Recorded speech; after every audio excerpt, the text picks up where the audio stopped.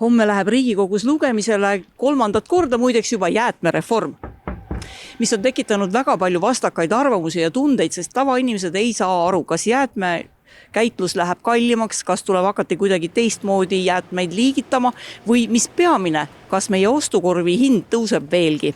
Toidu hindade tõusu jäätmereform kindlasti põhjustada ei saa, et võib-olla võidakse seda ettekäändena kasutada, aga kindlasti mitte põhjusena.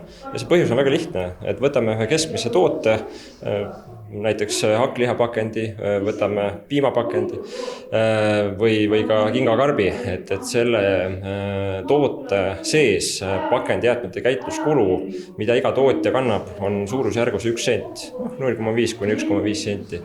Ja selle tõusu me tegelikult ette ei näe. Toiduainete hinnad kujunevad reaalsete kulude järgi. Ja paraku peab ütlema ka ausalt, et kuna jäätmereform tõstab kulusid toidutootjatel, siis jäätmereformi tagajärjel tõusevad ka toiduainete hinnad.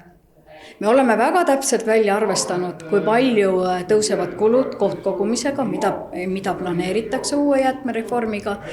Kulude tõus ainuüksi tootjate jaoks on miinimum 2-3 korda. Kuidas saab öelda ministeeriumi ametnik, öelda, et kulud ei kasva, kui kulud ilmselgelt kasvavad? See on uskumatu ja see on lihtsalt, ma ütlen ausalt, me ei saa tootjatena sellest aru. Me ei saa tootjatena sellest aru, kuidas käib Kliimaministeeriumi ametnik ja räägib, kuidas toiduainete hinnad ei tõuse. Kui ma ütlesin, siis pakendite käitluskulu, mida tootjad taaskasutusorganisatsioonidele maksavad, on keskeltläbi 1 eurosent toote kohta. Kohtkogumine tõepoolest toob kogu ühiskonnale siis mingil määral kulusid juurde 3-4 eurot, aga see sisaldub juba siis pakendi konteineri tühjendamise kulus, mis on piiratud 50 eurosendiga pakendi konteineri tühjendamise kohta. Kui koalitsioon tõepoolest jäätmereformi sellisel kujul ära nii-öelda koputab, siis ega meil ei jäägi muud üle, kui me peame seadust täitma. Aga oleks lihtsalt aus öelda inimestele, et tõusevad inimesed teil tõusevad kulud ja tootjatel tõusevad kulud. Riigikogu riigieelarve kontrolli erikomisjon vaagis täna asja ja asus ettevõtlusorganisatsioonidega ühele poole lauda.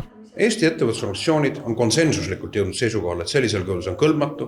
See tõstab Eesti toidu hinda kuni 5% täismahus jõustumisel ja toob kaasa täiendavad koormised ettevõtjatele ja sealt läbi ka tarbijatele.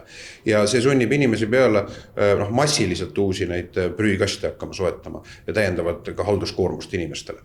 Nüüd valitsuse positsioon on jäik ja täiesti absoluutselt erinev. 0 eurot toiduhinna kasvu, 0 eurot täiendavat koormise kasvu ja seda palju täiendavaid neid prügikaste tuleb hakata soetama, ei osata öelda. Kui seadus vastu võetakse, mis siis meie inimestest saab?